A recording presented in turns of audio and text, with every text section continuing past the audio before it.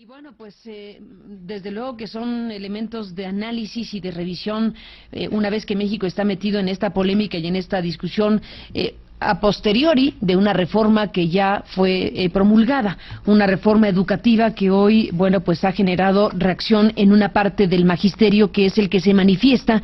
No tenemos claridad de si hubiera un mecanismo saludable de representación del Magisterio Nacional. ¿Qué diría el Magisterio Nacional de la reforma educativa? Ciertamente lo que tenemos es la expresión crítica de una parte del magisterio, que es la disidencia histórica del magisterio, pero en otra parte tenemos a una dirigencia sindical educativa en México, pues entrampada en una lógica que ya la mencionamos. Se encarcela a su líder sindical, que ciertamente también la discusión de qué representaba el Bester Gordillo del magisterio también es un debate, pero la pregunta es si tuvimos precisamente una expresión saludable y apropiada del Magisterio Nacional, no solo de una parte del Magisterio Nacional, que es el que está en este momento ante la mirada pública, para discutir y para aportar sobre el tema de la reforma que ya está aquí. Los más reconocidos a nivel mundial en materia de educación, pues son los finlandeses. Este país nórdico que lidera el informe PISA, por ejemplo, con una enseñanza gratuita que pone en primaria a los profesores más preparados de todos. Finlandia coloca su mirada en la primaria como lo principal de todo. Ahí pone a los mejores. Hay varias revisiones. Si usted busca, por ejemplo, en internet el tema Finlandia, bueno, es un referente obligadísimo y hay muchísimas citas sobre lo que el modelo finlandés significa para la educación a nivel mundial. Hay una revisión, por ejemplo, que se puede ver en Wikipedia. Desde luego que hay muchas otras que pueden tener otra serie de referentes y de fuentes, pero si usted ve esa, bueno, pues podrá ver, junto con la revisión que se puede hacer de otras fuentes, digo, cómo el sistema educativo finlandés es considerado como el mejor de los evaluados por el informe PISA 2003, o sea, realmente son los que están siempre a la cabeza del asunto. Aquí la explicación que se hace es que el modelo finlandés se divide en dos grandes tipos de formaciones a partir de los 16 años. La formación teórica, que se imparte en las escuelas secundarias superiores y las universidades, y la formación profesional, que se imparte en las escuelas profesionales. El sistema educativo finlandés es un sistema igualitario. La escolaridad es obligatoria de los 7 a los 16 años. Los alumnos acuden a la escuela local y los 9 primeros años deben estar cursados obligatoriamente. Es gratuita a tiempo completo para los estudiantes y esta gratuidad incluye la asistencia sanitaria y el comedor, con una comida diaria que debe cubrir alrededor de 1/3 de las necesidades nutricionales diarias del alumno para las escuelas primarias y secundaria. Durante toda la escuela elemental, de 7 a 16 años, todos los libros y materiales escolares son gratuitos y dados por el mismo centro. Los alumnos que viven lejos de la escuela, a más de 5 kilómetros, bueno, lejos, imagínense cuando en este país hay niños y niñas que tienen que caminar 3 horas para llegar a la escuela. Bueno, en Finlandia se considera lejos 5 kilómetros y los alumnos que viven lejos de la escuela pueden pedir el reembolso del costo del transporte. Los alumnos que tienen dificultades de aprendizaje, pudiendo también beneficiarse en el mismo centro de la ayuda de un profesor especialista que puede ir a clase para guiarlo o bien trabajar con él de manera separada. Con este sistema PISA sobre los sistemas educativos de la OCDE, Finlandia recibe regularmente las mejores calificaciones a escala mundial. En 2003, los alumnos finlandeses de 15 años figuraban en el primer lugar del ranking mundial en cuanto a competencias lingüísticas y científicas, y se clasificaron en segunda posición en cuanto a resolución de problemas. En cuanto a estudios superiores, el Foro Económico Mundial situó a Finlandia como primera en el ranking mundial en cuanto a número de matrícula y calidad, y en segundo lugar en la enseñanza de las matemáticas y las ciencias. En los estudios que se hacen para analizar los motivos de estos buenos resultados, se ponía de relieve el alto grado de responsabilidad de los alumnos, la ausencia de estrés en un sistema donde no se puede repetir curso y la calidad de la formación de los docentes. Son elementos interesantes, por ejemplo, como este que se menciona, no se puede repetir curso. O sea, hay un entendimiento del ejercicio de evaluación y sancionatorio de la evaluación muy interesante. La ausencia de estrés en este sistema donde no se puede repetir curso y la calidad de la formación de los docentes. Este reporte dice que es importante considerar que los docentes del sistema público son elegidos directamente por la directiva del centro educativo. Este es todo un dato. Los docentes del sistema público son elegidos directamente por la directiva del centro educativo. Esto permite que cada centro pueda crear los mejores equipos de trabajo y buscar a los profesores que mejor encajen en su proyecto educativo real. Los fondos que recibe cada centro proporcionales a el nivel de calidad que estos ofrecen. Viene aquí también una referencia histórica diciendo que hasta comienzos de los años 70, Finlandia tenía un sistema educativo elitista, hasta los 70. Se hacía una selección a la edad de los 11 años después de solo 4 años de primaria. Los mejores alumnos podían continuar la escolaridad general primero en un instituto y luego, eventualmente con 3 años, en un bachillerato. La mayoría de los niños y niñas seguían 2 años suplementarios en la escuela primaria. Y hasta 1972, al menos la mitad de los alumnos no hacía estudios secundarios. La mayor parte de los hijos de familias modestas dejaban la escuela en torno a los 13 o 14 años para trabajar o recibir una formación profesional. En el 68, después de 20 años de vacilación, se acometió la reforma del sistema educativo en Finlandia. Se abolió la selección a los 11 años y a partir de entonces se acoge todos los alumnos en las mismas instalaciones, tanto en primaria como en secundaria, hasta los 16 años y reciben la misma enseñanza elemental. La reforma se puso en práctica progresivamente según las regiones, Laponia y el extremo norte en 72, y bueno, después fueron ahí agregándose cada una, Helsinki más tarde, y bueno, pues otras regiones del país. Los analistas han podido señalar o concluir que la reforma ha supuesto una reducción de la desigualdad en un 25% para el país.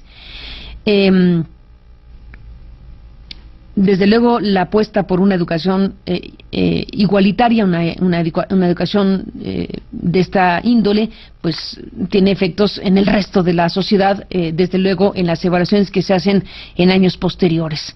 Viene aquí una descripción, por ejemplo, sobre educación primaria. Dice, tras abandonar la guardería, los estudiantes finlandeses con edades comprendidas entre 5 y 6 años y los de 15 a 16 cursan sus 9 años de estudios obligatorios.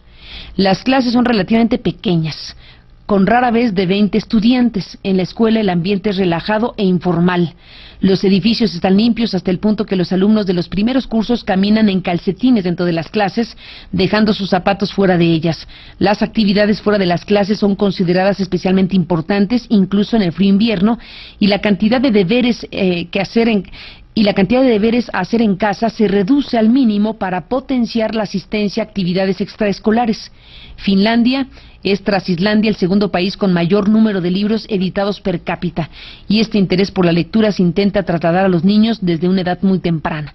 De hecho, todos los programas extranjeros en la televisión son subtitulados y no doblados, de forma que los niños leen incluso viendo la televisión. En el tema de la secundaria, la escuela superior secundaria no es obligatoria, comienza a los 16 o 17, dura entre 3 y 4 años. Pueden elegir entre una formación profesional o prepararse para estudios politécnicos o universidad, y que para poder acceder a ellos deberán llevar a cabo un examen de selectividad. Viene después los estudios superiores, los profesores. Aquí se dice que cabe destacar que para poder ser profesor de primaria o secundaria es necesario tener un título superior de máster del magisterio, Además, la labor del profesor es muy respetada, habiendo un alto nivel de competencia entre los candidatos a acceder a dichos estudios. A diferencia de lo que ocurre en el sistema educativo español, que es una comparación que se hace, los profesores del sistema público son elegidos directamente por la directiva del centro educativo, y esto permite que cada centro pueda crear los mejores equipos de trabajo y buscar a los profesores que mejor se acoplen a su proyecto educativo real. Hace poco el periódico español ABC publicó un reportaje interesante de Arrizabalaga, que es la periodista que escribe sobre este tema, Mónica Arrizabalaga, hablando de cómo consigue Finlandia ser el número 1 en educación en Europa, y es precisamente la ampliación de lo que aquí estamos comentando, cómo los niños y las niñas de Finlandia estarán el día de mañana como los profesionales más preparados del mundo, según las evaluaciones que se hacen a nivel internacional. Y aquí también se dan estas pinceladas de cómo es el sistema finlandés. Causa ciertamente sorpresa para muchos que los niños de 4 a 5 años, pues acuden a guarderías y no empiezan el colegio hasta los 7 años, sino desde los 4 o 5 ya es una educación con estas características que les permite tener resultados importantes. Durante los primeros 6 años de la primaria, los niños tienen en todas o en la mayoría de las asignaturas el mismo maestro. Ese es un dato, ¿no? Que vela porque ningún alumno quede excluido. Así que los primeros 6 años de primaria, los niños y niñas tienen al mismo maestro normalmente. Esto fortalece su estabilidad emocional, fortalece su seguridad. Hasta el 5º año no hay calificaciones numéricas. Entonces, el tema de la evaluación es todo un asunto. Si los finlandeses, que son los meros del asunto, por ejemplo, han optado por no hacer calificaciones numéricas, discutamos cuál es la mejor manera de evaluar.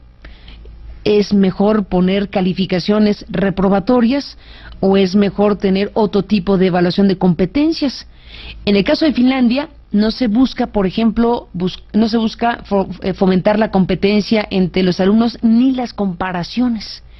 Hay un entendimiento distinto de cómo debe desarrollarse cada alumno y cómo el sistema debe ir evaluando la identidad y las diferencias de cada alumno, y desde luego hágalo extensivo a otras diferencias de Finlandia. Y eso es algo que cuando se discute o se oye a los expertos discutir que si la evaluación estandarizada o no, pues debe ser traído a la mesa del análisis de la sociedad mexicana. ¿Cuál es la mejor manera? ¿Cuál es el mejor mecanismo en un país que no es Finlandia, que no es Holanda, que no es Canadá, que es México? Los finlandeses, en este caso, en los primeros años, que son los cruciales, hasta el 5º año no hay calificaciones numéricas. No se busca la competencia ni las comparaciones. La educación es gratuita, desde preescolar hasta la universidad. Incluye clases, comedor, libros y material escolar, aunque si alguien lo pierde está obligado a pagarlo. Si pierde el material, se lo dan, pero si lo pierde, entonces lo paga. La jornada escolar suele comenzar sobre las 8:30 y 9 de la mañana hasta las 3 de la tarde, con el paréntesis del almuerzo de las 12:30.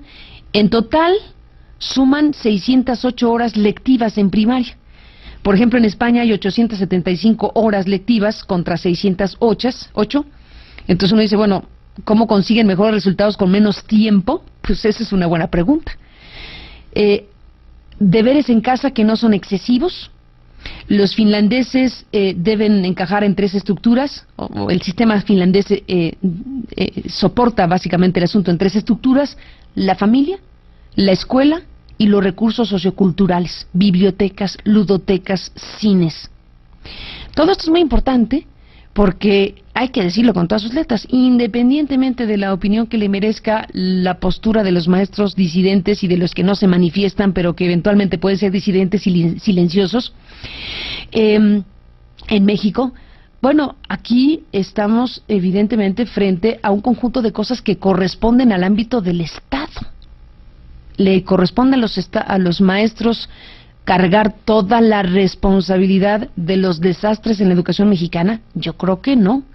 Si vemos aquí un modelo como el finlandés, donde tienen resuelto un conjunto de elementos que desde luego deben contar con recursos públicos para poder soportarlos, pues la pregunta es hacia dónde se dirige la educación mexicana y hacia dónde se fortalece un cierto tipo de modelo de educación. Bueno, el caso referencial en el mundo, que es tiene la gratuidad como un elemento principalísimo. Y tiene un diseño que cuenta con 3 grandes patas, como decíamos, o 3 grandes ejes que tiene que ver con bibliotecas, ludotecas, cines, la familia, la escuela, los recursos socioculturales. Como dicen los expertos que son consultados por los periodistas que han recuperado el modelo finlandés para hacer estos reportajes, los padres tienen la convicción de que son los primeros responsables de la educación de sus hijos por delante de la escuela y complementan el esfuerzo que se hace en el colegio. En Finlandia, el 80% de las familias van a la biblioteca el fin de semana.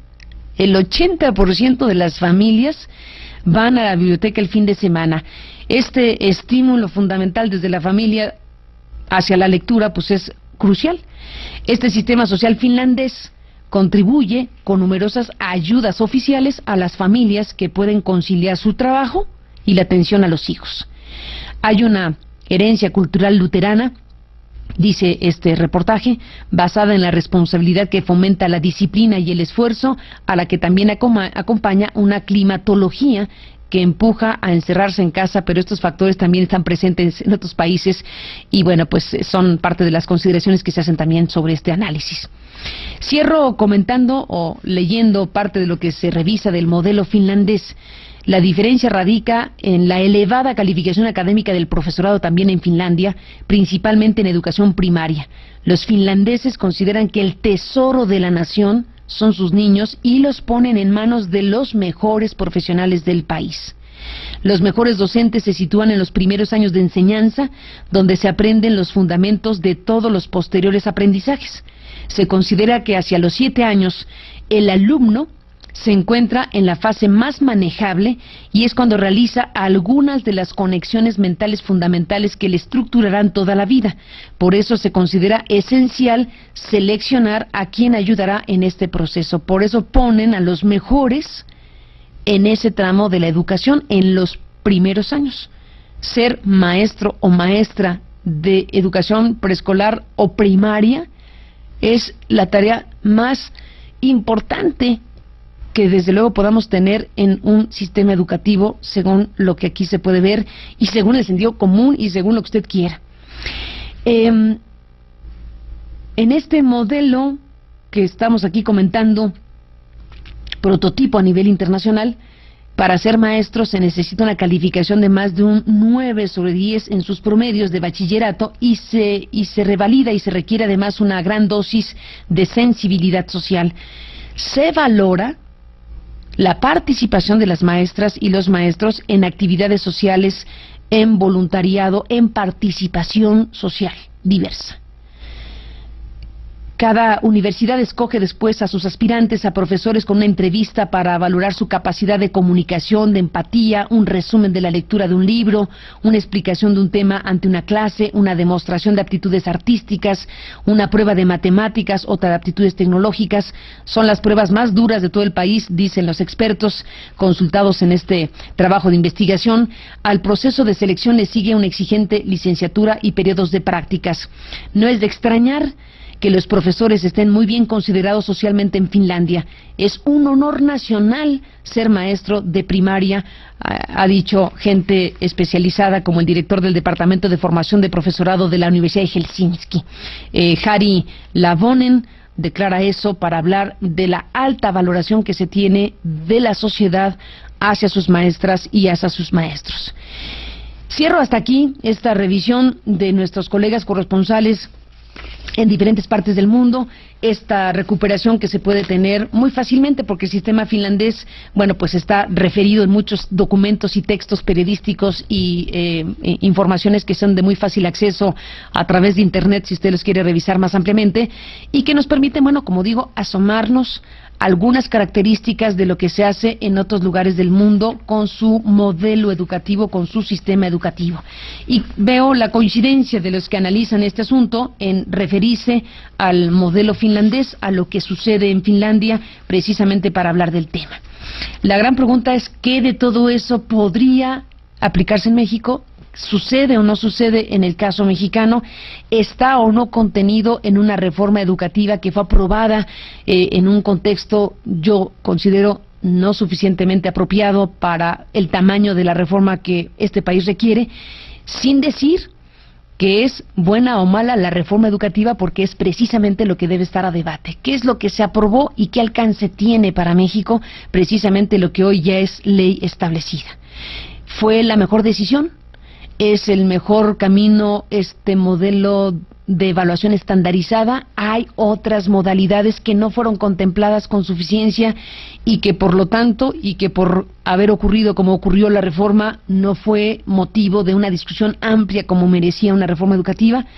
Bueno, pues ese es hoy lo que está a la mesa de nuestra atención pública, con un conjunto de ingredientes que polarizan, que llevan a poner en los hombros de maestras y maestros disidentes toda la carga posible, que llega a los niveles de la satanización y que lleva a los niveles de tener a los maestros y a las maestras en una valoración social pues reprobatoria en muchos sentidos, en triste y enorme contraste con lo que sería la valoración social en otros países del mundo, donde ser maestro y ser maestra es enormemente valorado por la sociedad.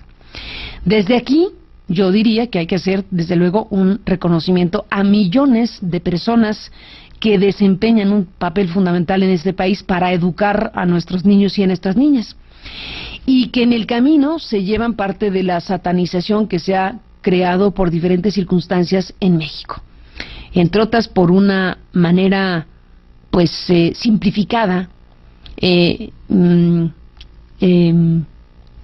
facilona, ¿no?, de analizar el tema educativo con la fácil de decir los maestros son los revoltosos. El tema es complejo, el tema es de enorme importancia y el tema merece, desde luego, pues una revisión informativa, noticiosa, educativa, que involucre la mayor cantidad de informaciones posible, las posturas de los disidentes, las posturas de los promotores de la reforma, los que aprobaron. Hay ya a la mesa demasiados ingredientes, la mayoría de ellos polarizantes. Y la gran pregunta es qué tenemos hoy en México en reforma educativa y qué es lo que viene para el país una vez que se decidió, cómo se decidió, ejes fundamentales para un tema principal como es la educación. Así que en eso andamos y bueno, seguiremos de cerca pues las particularidades del caso mexicano, que en este momento nos lleva, nos jala, nos arrebata la atención hacia la parte de la polarización que se ha desatado por las manifestaciones de una disidencia que está planteando que esa reforma no le parece que sea la mejor reforma posible, y una situación que en este caso no sabemos hacia dónde va a terminar o hacia dónde se conduce algo que en un primer momento, por ejemplo en Guerrero, se convirtió en una disidencia a la reforma y que con los acontecimientos recientes se ha transformado ya no en disidencia magisterial sino en movimiento popular, con el conjunto de connotaciones que eso conlleva. Así que bueno, la educación, tema número 1 para México sin duda.